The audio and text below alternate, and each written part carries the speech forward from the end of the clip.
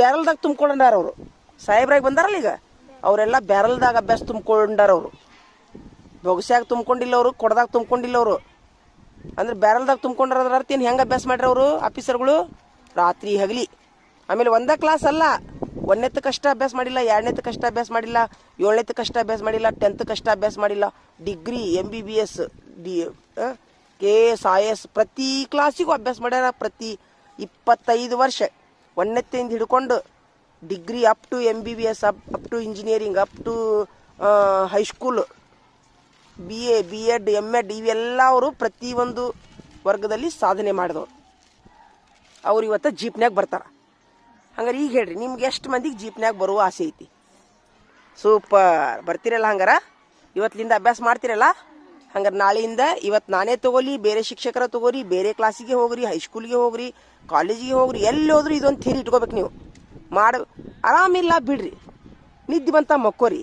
ಏನು ತಿನ್ಬೇಕನ್ನಿಸ್ತಾ ನಿಮ್ಮವ್ರ ಕಡೆ ಹೋಳ್ಗೆ ಮಾಡಿಸ್ಕೊಂಡು ತಿನ್ರಿ, ಉಂಡಿ ಮಾಡಿಸ್ಕೊಂಡು ತಿನ್ರಿ. ಈಗಂತರೂ ದೇವ್ರ ದಯದಿಂದ ನಮ್ಮ ಎಷ್ಟು ಅನ್ನ ನೀರು ಕೊಟ್ಟಾನಂದ್ರೆ ದೇವ್ರು. ಈಗ ಎಲ್ಲರೂ ಇಲ್ಲಿ ರೈತರು ಇರ್ಬೋದು, ನೀವು ರೈತರ ಮಕ್ಕಳೇ ಇರ್ಬೋದು. ಮನೆಯೊಳಗೆ ನಿಟ್ಟು ಗಂಟ್ಲೆ ಜೋಳ, ನಿಟ್ಟು ಗಂಟ್ಲೆ ಶೇಂಗಾ, ನಿಟ್ಟು ಗಂಟ್ಲೆ ಏನು ಲಾಡು ಮಾಡಿಸ್ಕೊಂಡು ತಿನ್ರಿ, ಕಡ್ಗೆ ಕರೆ ತಿನ್ನೋ ವಿಚಾರದೊಳಗೆ ಒಟ್ಟೆ ಹಿಂದೆ ಮುಂದೆ ನೋಡ್ಬೇಡ್ರಿ. ಏನು ತಿನ್ಬೇಕನ್ನಿಸ್ತು ಮಾಡ್ಬೇಯವ್ವ, ಇಂಥದ್ದು ಮಾಡಿಕೊಡ್ತಾರೆ ನಿಮ್ಮವ್ರು. ತಿನ್ರಿ, ಅಭ್ಯಾಸ ಮಾಡಿರಿ, ತಿನ್ರಿ, ಅಭ್ಯಾಸ ಮಾಡಿರಿ. ಶೇಂಗಾ ಹೊರ್ಕೊಂಡು ತಿನ್ರಿ, ಕಡ್ಲಿ ಹುಡ್ಕೊಂಡು ತಿನ್ರಿ. ಈಗ ಹಸಿ ಕಡ್ಲಿ ಸಿಗ್ತಾವ, ಅವನು ತಿನ್ರಿ. ನಿದ್ದೆ ಬಂತ ಮಕ್ಕೋರಿ, ಮತ್ತೆ ಎದ್ದುಗಳೇನು ಅದೇ ಅಭ್ಯಾಸ, ಹೊಳ್ಳ ಮಳೆ ಅದೇ ಅಭ್ಯಾಸ. TV ಒಳಗೆ ಈಗ TV ನೋಡ್ಬೇಡ್ರಿ ಒಟ್ಟು. TV ಒಳಗೆ ಯಾಕಂದ್ರೆ ನೀವು ಮಕ್ಕಳು ನೋಡ್ಲಾರ್ದಂಥ ಒಂದಿಷ್ಟು ಕೆಟ್ಟ ಸೀನ್ ತೋರಿಸ್ತಾರೆ ಅದ್ರೊಳಗೆ. ಮೊಬೈಲ್ ತೆಗೆದ ತಕ್ಷಣ ಮೊಬೈಲ್ ನೋಡಬೇಡ್ರಿ, ಗೇಮ್ ಆಡಬೇಡ್ರಿ. ಈಗ ಎಜುಕೇಷನ್ ಮುಗಿಮಟ ನಿಮ್ಮದು.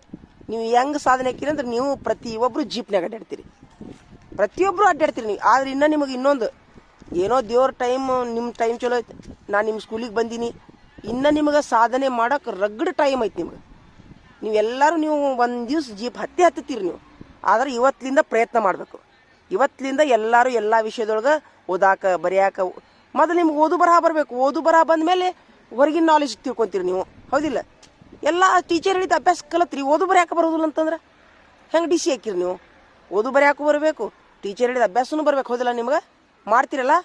ತುಂಬ ನೋಡಿ ಎಷ್ಟು ಚಂದ ಕೇಳಿದ್ರಿ ನೀವು ಮಕ್ಕಳಾದವರು.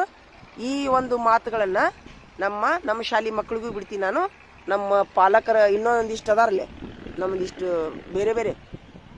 ಈಗ ನಾ ಹೇಳಿದ ಮಾತು ಬೇರೆದವ್ರಿಗೆ ಬಿಡ್ಬೋದಲ್ಲ? ಉಪಯೋಗ ಐತಲ್ಲ? ಬೇರೆ ಮಕ್ಕಳು ಉಪಯೋಗ ಮಾಡ್ಕೊತಾರಲ್ಲ? ಈಗ ನೀವು ಒಂದನೇದಾಗಿ ನೀವು ನನ್ನ ಮಾತು ಕೇಳಿದ್ದಕ್ಕೆ ನಾನು ನಿಮ್ಗೆ ಥ್ಯಾಂಕ್ಸ್ ಹೇಳ್ತೀನಿ, ಮನಸ್ಸಿನಿಂದ ಧನ್ಯವಾದ ಹೇಳ್ತೀನಿ. ಮನಸ್ಸಿನಿಂದ ಕೇಳಿದ್ರಲ್ಲ, ದೇವ್ರು ನಿಮ್ಗೆ ಆಶೀರ್ವಾದ ಮಾಡಲಿ. ಗೆದ್ದು ಬರ್ರಿ, ಸಾಧನೆ ಮಾಡಿರಿ. DC ಗಳು ಆಗಬೇಕಂತ